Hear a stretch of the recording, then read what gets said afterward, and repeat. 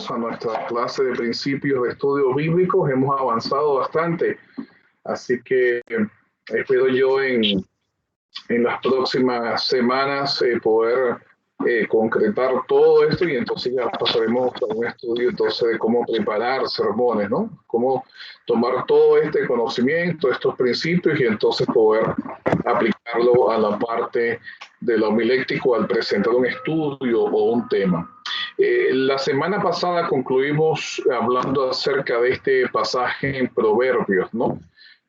Donde hay toda una perícopa o una unidad literaria bastante grande que yo he titulado Hijo mío. Son exhortaciones como un hijo, y pues la semana pasada tomamos una subunidad de esta gran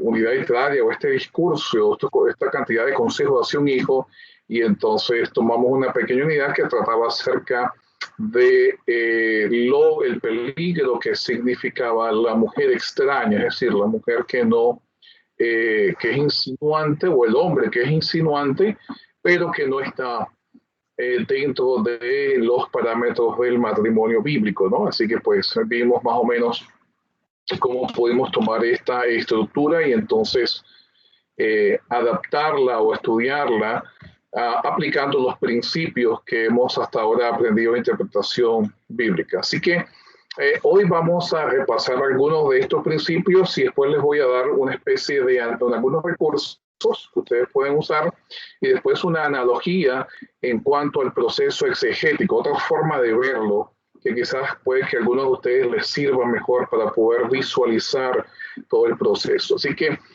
como hablamos en otras ocasiones, los principios básicos de interpretación bíblica es importante que nosotros los sigamos para poder entonces darle autoridad al texto. Así que el primer principio, como ya está más que resaltado en esta clase, es que el texto tiene que ser estudiado en su contexto inmediato, su contexto literario, su contexto histórico, su contexto religioso, su contexto político, geográfico.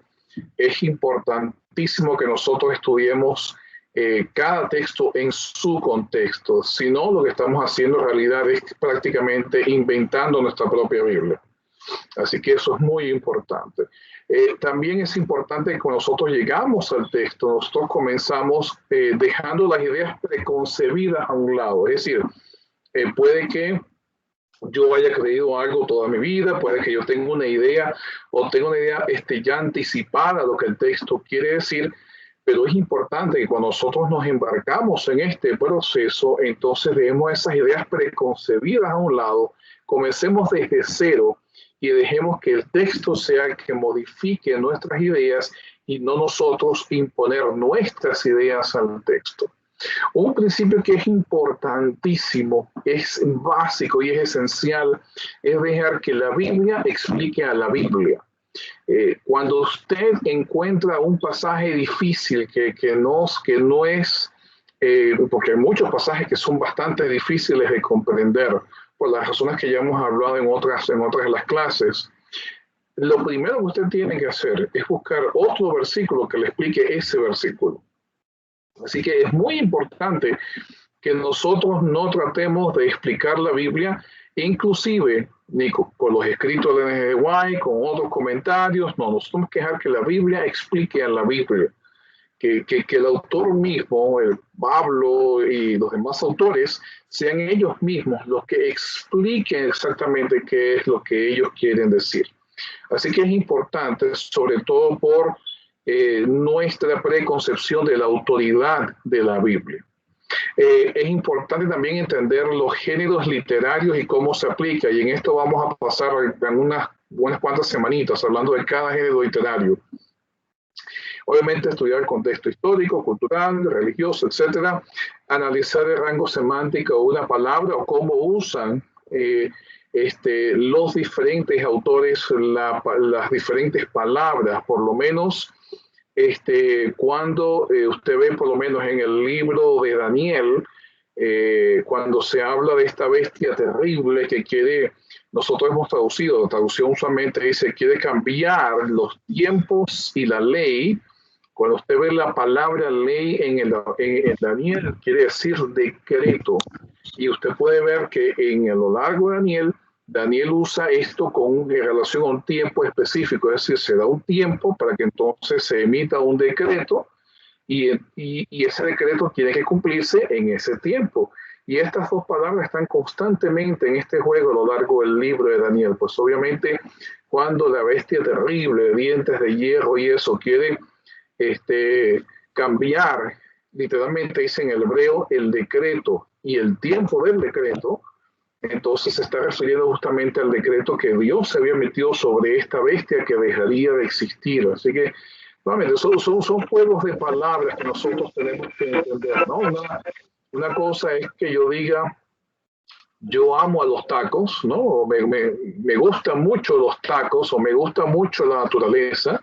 Y otra cosa diferente, estoy en una insinuación diferente cuando digo me gusta mucho mi esposa. A pesar de que es la misma palabra, dependiendo de cómo es usada, pues tiene un significado diferente, un significado distinto. También es importante entender el lenguaje simbólico, y una de las cosas que hablamos el otro día, claramente está en el libro, uno de los ejemplos claros está en el libro de Apocalipsis, ¿no? Como cuando se describe las características físicas de la ciudad capital del Imperio Romano, Roma, pero entonces se le da el nombre de Babilonia. Obviamente aquí hay simbología y es importante entender, también hablamos por lo menos de las parábolas de Jesús o de por lo menos algunos elementos simbólicos en el libro de Ezequiel o en el comienzo de Isaías, cuando habla de un carbón encendido que toca los labios. Es importante estar apercibido acerca de este lenguaje simbólico en el texto y no tomarlo de una forma literal, sino tomarlo con la intención que el autor tenía. En cuanto a las profecías, es muy importante entender lo que la profecía significaba para la audiencia primaria, es decir, las primeras personas, la primera audiencia a quien iban dirigidos estos escritos. Un ejemplo, cuando nosotros pensamos en el libro de Apocalipsis, una de las cosas importantes es que nosotros podamos entender qué significaba el libro de Apocalipsis, las cartas, las 7 iglesias, las plagas, las bestias, todo lo demás, qué significaba para esa audiencia que primeramente obtuvo o leyó este libro, la audiencia a la cual Juan inicialmente tenía en su mente darle este documento. Así que porque eso nos va a ayudar a acercarnos a la idea original. Es importante también seguir por lo menos la organización y la redacción del autor. Ahorita hay por lo menos 2 o 3 teorías imperantes en cuanto a los últimos 3 capítulos del libro de Daniel, sobre todo al famoso rey del norte. Y si usted hace un estudio de todo lo que se ha interpretado en la Iglesia Adventista acerca de este rey del norte, en Daniel capítulo 11, las posesiones varían.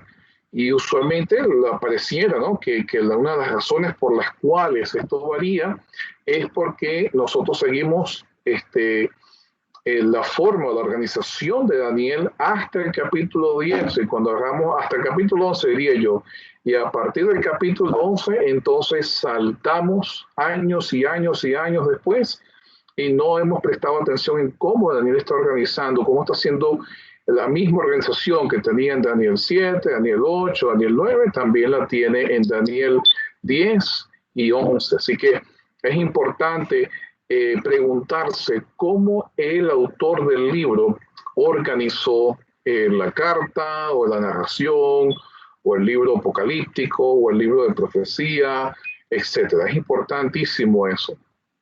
También es importante, como dije ya, recordar la audiencia primaria, tenerla en cuenta, quién era esa audiencia, cómo pensaban ellos, cómo vivían, qué problemas tenían en el caso de alguna de las cartas o las epístolas del Nuevo Testamento, qué circunstancias estaban enfrentando, por qué esta audiencia tenía la necesidad de escuchar justamente estos escritos o estas cartas o estos libros. qué es lo que estaba en la mente de esa audiencia inicial. Y un punto que es importantísimo es, y no puedo enfatizarlo en, en forma, no puedo hacer suficiente énfasis, y es que la lectura de comentarios, es decir, personas que ya han pasado este proceso y han interpretado el texto según su visión, y esto incluye los comentarios de Elena G. de White, son el último paso de todo este proceso.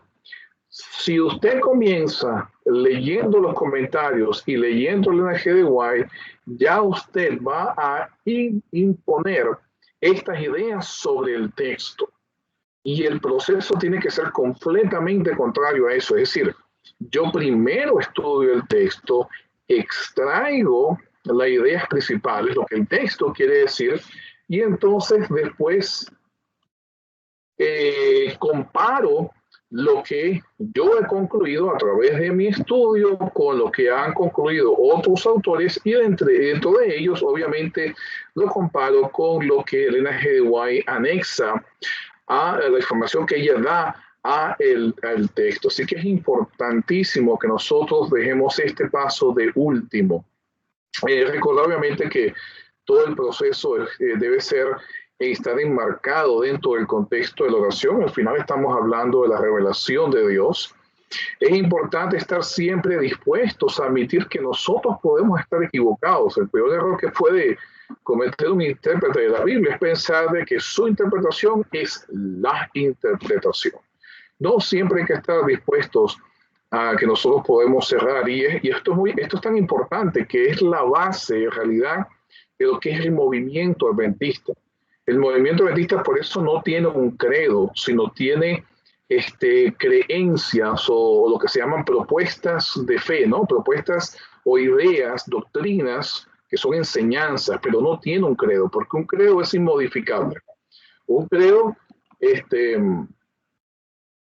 cuando nosotros tenemos un credo, quiere decir que mi idea es absoluta y está por encima de cualquier otra idea bíblica.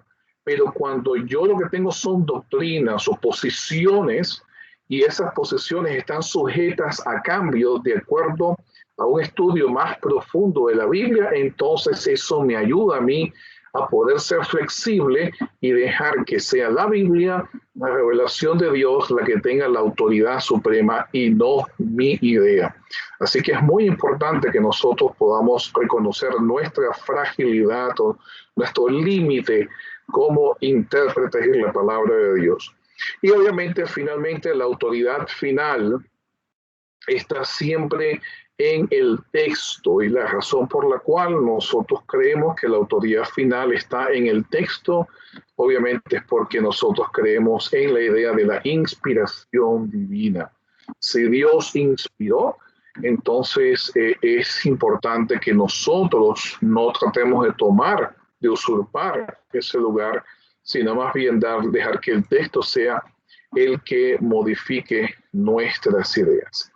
Algunos recursos que ustedes pueden usar para sus estudios, algunos recursos extra, algunas herramientas, ¿no? Así como un mecánico necesita llaves y necesita tuercas y necesita diferentes herramientas para poder arreglar un carro averiado, también nosotros necesitamos herramientas para poder estudiar el texto bíblico, sobre todo porque, como lo hemos dicho también en otras ocasiones, el texto está históricamente y culturalmente, religiosamente, geográficamente distanciado de nosotros. Por lo tanto, estamos estudiando textos que se escribieron en culturas que nosotros no entendemos y que requieren el uso de herramientas, en lenguajes que nosotros no entendemos y que requieren el uso de herramientas extras. Algunas de las herramientas que ustedes pueden buscar, y algunos de ellos los pueden conseguir en Amazon y en otros sitios también por internet, son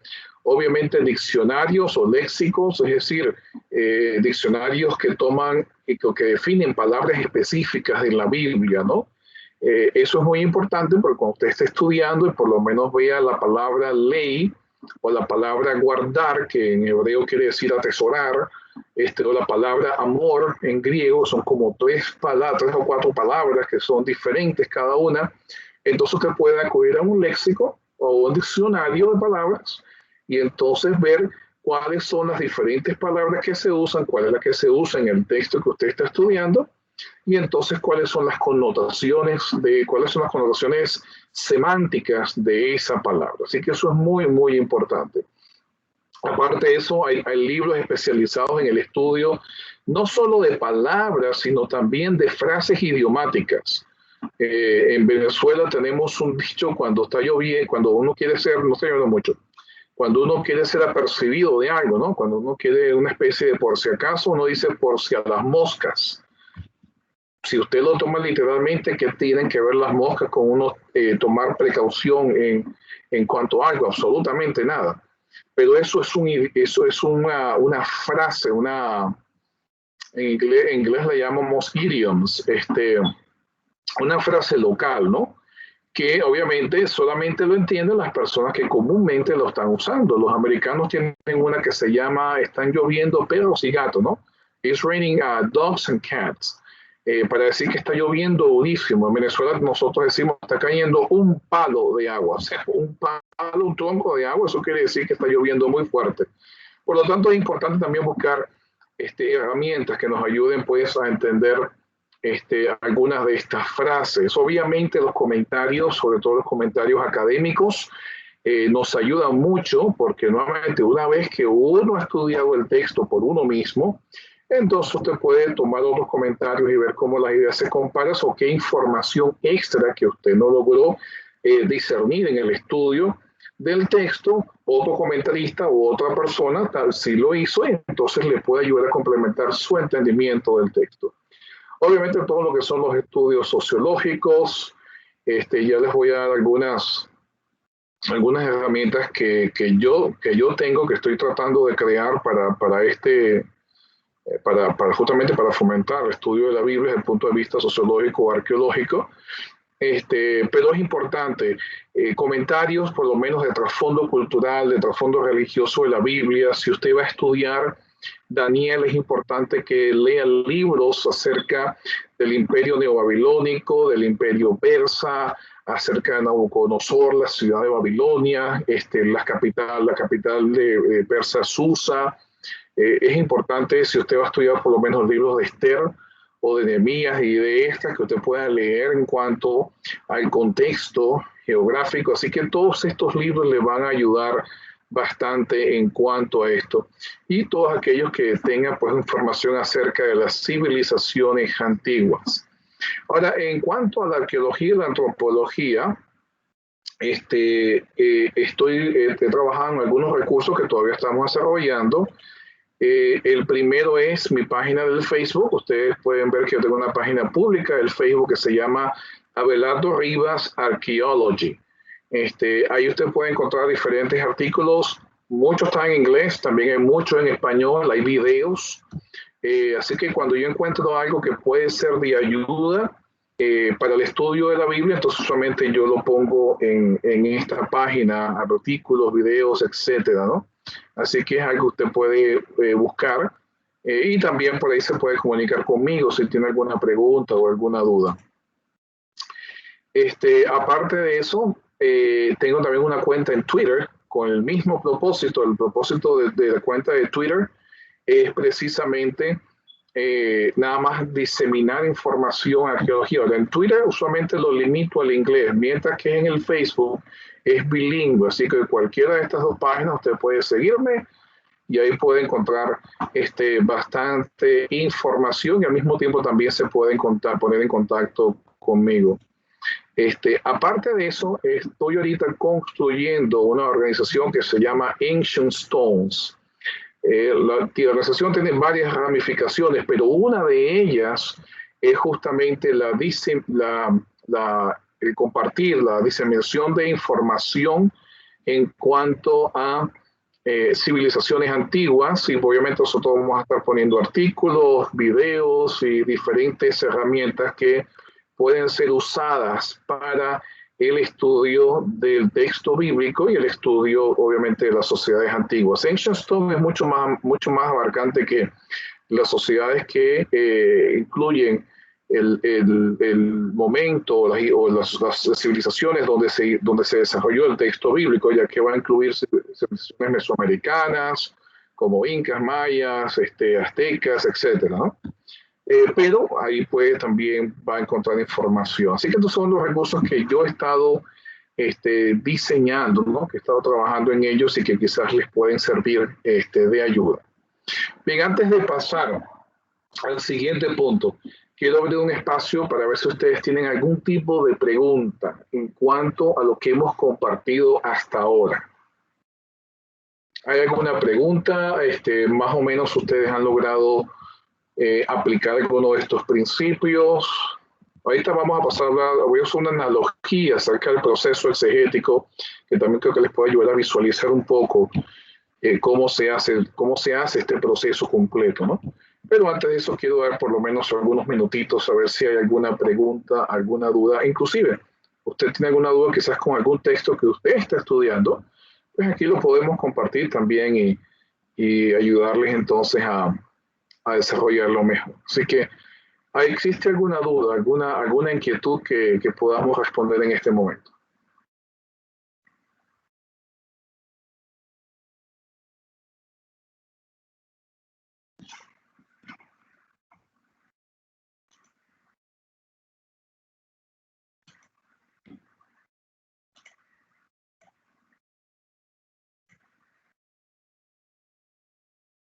Muy bien, pues decirle que no hay ninguna.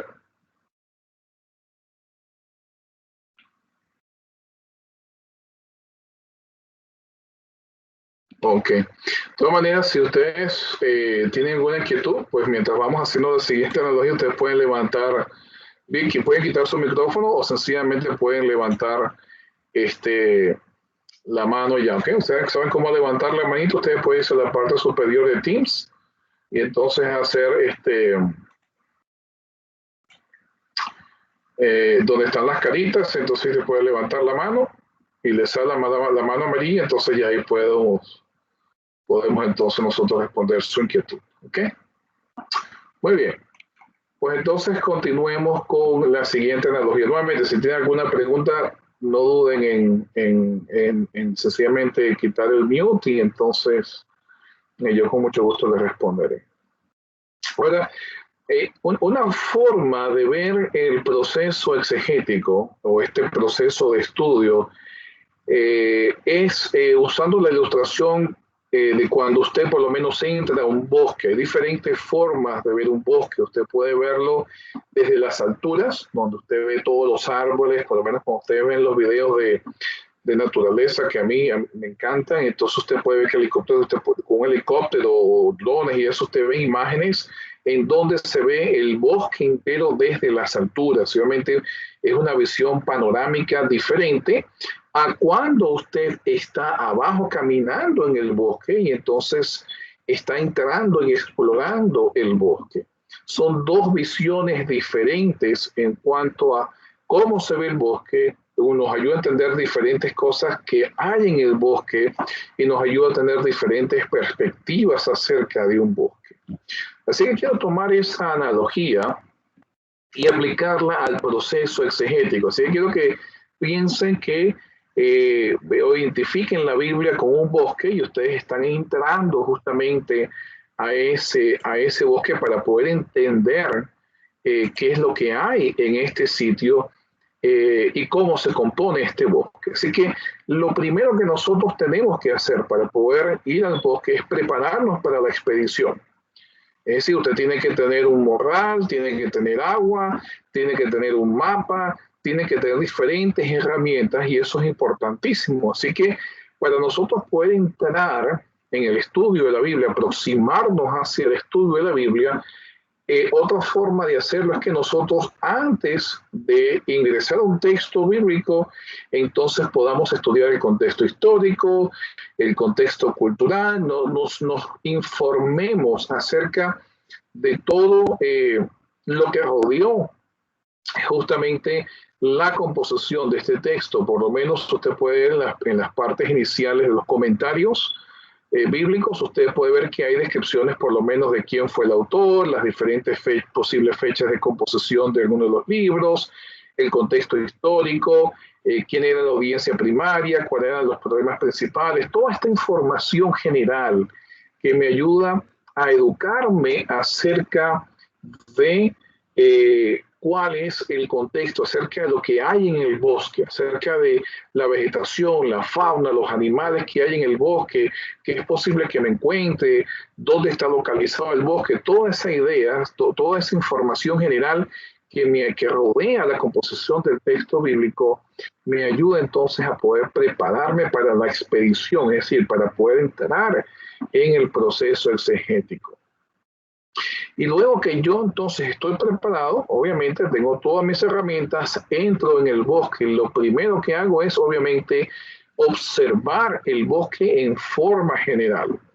Eso nosotros lo hemos definido en las clases anteriores como estableciendo el perícope o la unidad literaria, dónde comienza, dónde termina el texto, cuál es la estructura del pasaje, cómo se divide, por lo menos si es una narración, cuáles son las escenas que se están dando, si es un salmo, cómo está dividido por estrofas, si es una literatura de sabiduría, como Eclesiastés o Proverbios, cómo están distribuidos los argumentos, si es una epístola, una carta, cuáles son los problemas que están enfrentando y cómo está organizado todo el documento. ¿Cómo está dividido la unidad literaria que yo estoy tratando de estudiar? También es importante que nosotros observemos por lo menos expresiones repetidas o paralelas. Ustedes pueden ver cómo las expresiones que se usan por lo menos en Génesis 4, versículos 1, 17 y 25, se repiten en Génesis 22, en Génesis 7, 5 y en Génesis 9. Hablamos de la estructura quiástica el otro día, ¿no? Creo que fue un sermón en donde algo se repite al principio y al final y se va repitiendo en forma de pirámide y en el centro entonces está el mensaje principal, es decir, cuáles son las expresiones que se están repitiendo constantemente. Por lo menos en el libro de Apocalipsis habla del cordero inmolado, habla del santuario, habla de esta figura que aparece con bronce y ojos de fuego. Y cuando usted ve por lo menos en Daniel capítulo 10, usted ve que la figura con la cual Daniel conversa es justamente la misma figura o es el mismo desarrollo que hay de la figura que se presenta en Apocalipsis. Por lo tanto, es importante que nosotros podamos discernir todas estas cosas y poder investigarlas un poco más. ¿Cuáles son las introducciones o las conclusiones? Por lo menos en Eclesiastés nosotros sabemos la conclusión final de el famoso libro de la Biblia, ¿no? La famosa disertación de Salomón en cuanto a la vanidad de la vida, donde dice, todo discurso oído termina en esto, seguir a Dios y guardar sus mandamientos porque esto es el todo del hombre. Es decir, él está concluyendo, está resumiendo todo lo que dice en Eclesiastés en esta frase. Es importante eso porque eso nos ayuda a entender cuál es el mensaje central. En el caso de Daniel 12, por lo menos, donde termina Daniel con todas las profecías, el hombre no entiende y entonces Dios sencillamente resume y le dice, al final de los tiempos Miguel se parará para pelear por tu pueblo, así que no te preocupes, sigue la profecía, que esto es para el tiempo del fin. Así que es importante entender conclusiones, introducciones, transiciones, y eso nos ayuda a poder tener una idea en cómo está organizado el texto. Pero luego que vemos el bosque en una forma general, entonces entramos en el análisis detallado del pasaje. Es decir, es ahí cuando entonces nosotros comenzamos a desglosar, ¿no? Así como alguien que agarra una mandarina y primero la observa, ve que está bien, que es comestible, eso está bien, está bien viendo el bosque, pero entonces comienza a pelarla, comienza a desglosar el texto, comienza a poder ver cada uno de los detalles que están presentes en este texto y eso te ayuda a tener un análisis más detallado. Pero entonces después de que tú pelas la mandarina, pues entonces tienes que dividirla, ¿verdad? Para poder comértela. Y en este caso, esta analogía sería viendo entonces los árboles. Ahora ya usted vio el texto general, ya usted hizo un análisis más, ya dividió las unidades, ya vio dónde empieza, dónde termina, ya vio varios detalles, ya lo ha leído por lo menos unas 3 veces el texto, ha hecho algunas anotaciones, ahora usted va a detallar el texto.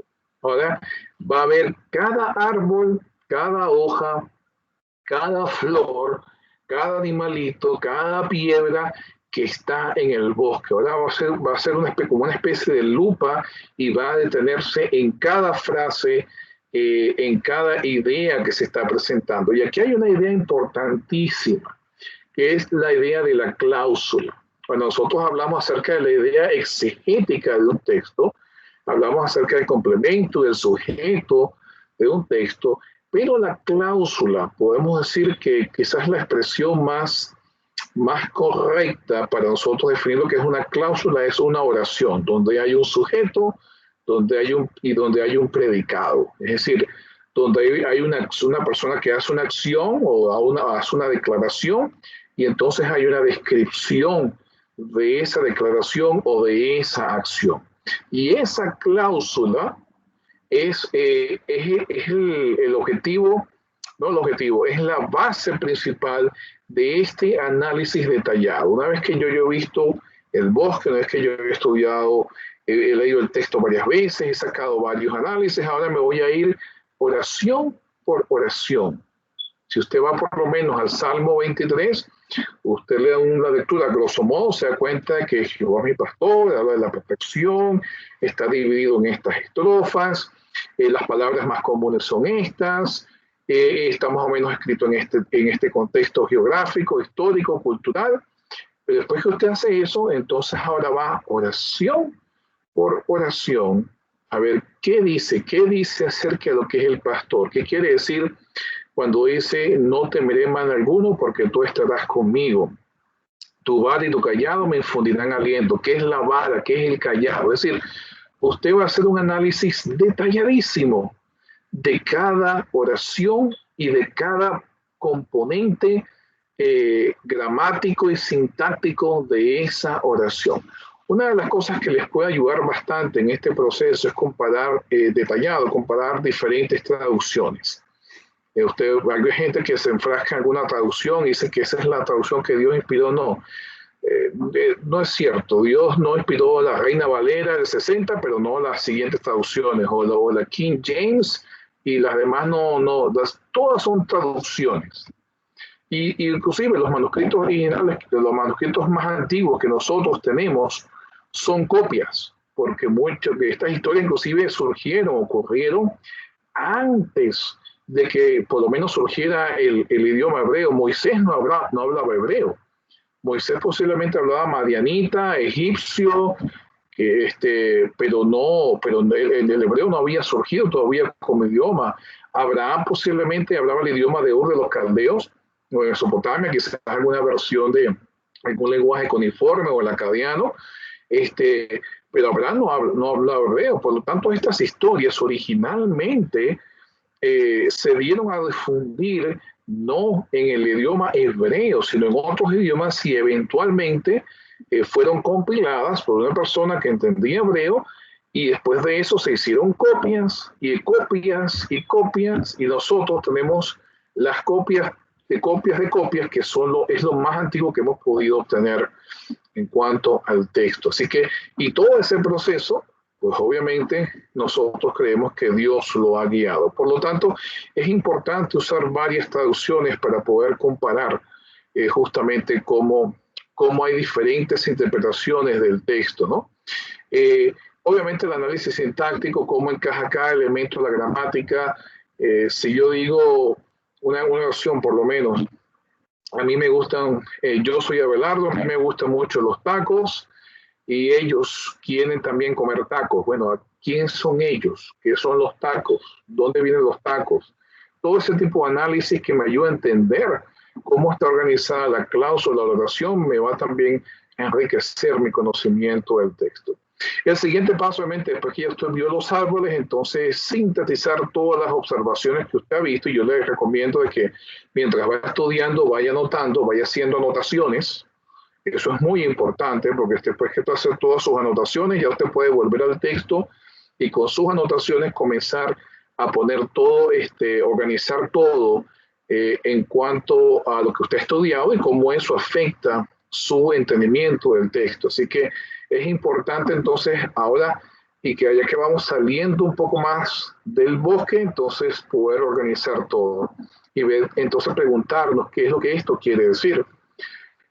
También es importante ver bajo la superficie lo que yo llamo la metanarrativa versus la micronarrativa. Es decir, cuando usted tiene por lo menos los evangelios, usted tiene una metanarrativa, una narrativa grande acerca de la vida de Cristo. Pero entonces después de eso usted tiene mini narrativas dentro de esa gran narrativa. Tiene la historia de la mujer samaritana, tiene el encuentro con Nicodemo, tiene los encuentros de Jesús con los fariseos, etcétera, tiene los eventos de la cruz. Entonces, ¿cómo encajan estas micronarrativas dentro de la gran narrativa? ¿Por qué es importante para Lucas, para Marcos o para Juan decir este episodio de la vida de Jesús y cómo eso contribuye al propósito principal que tiene en todo el libro? En el caso de textos que no son narrativos, entonces serían más o menos las ideas centrales versus las ideas secundarias. Usted tiene una idea central a lo largo del libro de Eclesiastés: todo es vanidad, dijo el predicador. Muy bien. Entonces usted tiene ideas pequeñas, y el que se afana por el trabajo, de eso es vanidad. Y el que traiciona a la otra persona, eso es vanidad. Y el que se afana por ser rico, eso es vanidad. ¿Cómo eso encaja dentro de todo la idea esta central de que todo es vanidad? Así que es importante que nosotros hagamos también esta analogía.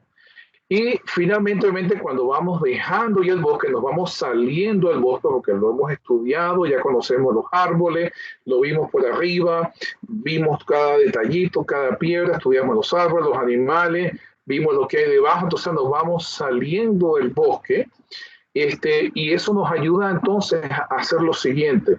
Yo vuelvo a leer el texto, pero esta vez lo vuelvo a leer diferente. Porque al principio del texto yo lo leía con un vacío de conocimiento.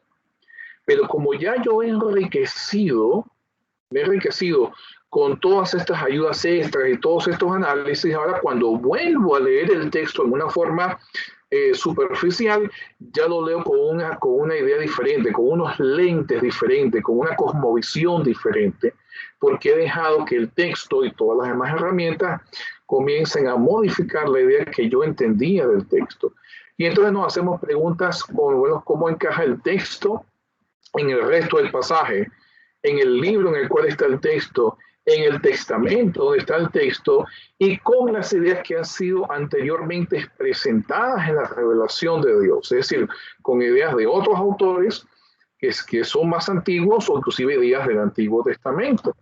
Es importante que nosotros hagamos un resumen de las ideas teológicas principales que nosotros aprendemos en el estudio de este texto. Preguntas como quiénes son los caracteres más importantes, qué rol cumplen, cómo son evaluados por sus contemporáneos, o cuáles son los puntos más importantes como el argumento principal, cómo lo apoyan, qué ideas contemporáneas en la época son relevantes al entendimiento de este texto, por lo menos la existencia de la poligamia en el caso de Abraham, de David, de Jacob, versus lo que dice Cristo al principio, no era así. Todo este tipo de comparaciones cuando yo debo escribirlas y anotarlas y tratar de ver entonces cómo encajan los unos textos con los otros. Y finalmente llegamos entonces contemplando al bosque de nuevo, ¿no? Es cuando yo reviso todo el proceso que trajo a la luz toda esta comparación con la idea inicial que yo tenía y la idea que tengo ahora. Y entonces ahí es cuando yo reviso comentarios, ahí es cuando yo entonces puedo decir, bueno, ¿cómo se aplica estos principios que se dieron hace 2000 años o a mi entendimiento del texto hoy en día? Puse la idea de principios versus reglas para recordarme lo siguiente. Por lo menos en el libro de Éxodos, una persona que transgredía el sábado era muerta por apedreamiento. Pero obviamente Hoy en día no se aplica el principio de la observancia del sábado, más la regla cambió, obviamente. Así que, ¿cómo nosotros entonces ahora traemos los principios, lo que hemos aprendido en el texto, que se escribió hace siglos, entonces cómo lo traemos a un contexto actual, relevante y contemporáneo? Así que, mis hermanos, les invito a que continuemos estudiando nuevamente. Si tienen alguna pregunta, ustedes tienen mi correo electrónico rivas@sdamcc.org. SDA de Séptimo Seventh Day Adventist, MSC de Multicultural Church for the Community.org. Y mi apellido y la primera letra de mi nombre, Rivas A. Así que por favor, no duden en contactarme. Me gustaría que cuando vayamos ya culminando el curso, me gustaría escuchar a algunos de ustedes, ver qué ideas o qué entendieron o qué aprendieron ustedes de los diferentes textos que están estudiando. Bueno, les invito a que se nos unan al culto de la oración, el culto de oración todos los miércoles a través de la línea de oración. Pueden marcar el 712-770-4160 y marcar el código 999-607 y entonces entrar y acompañarnos en este culto que nosotros vamos a comenzar en este momento. Bendiciones para todos y luego pueden revisar este video va a estar puesto en las redes sociales para que ustedes también lo puedan repasar y poder adquirir la información. Bendiciones para todos y gracias por acompañarnos en esta noche.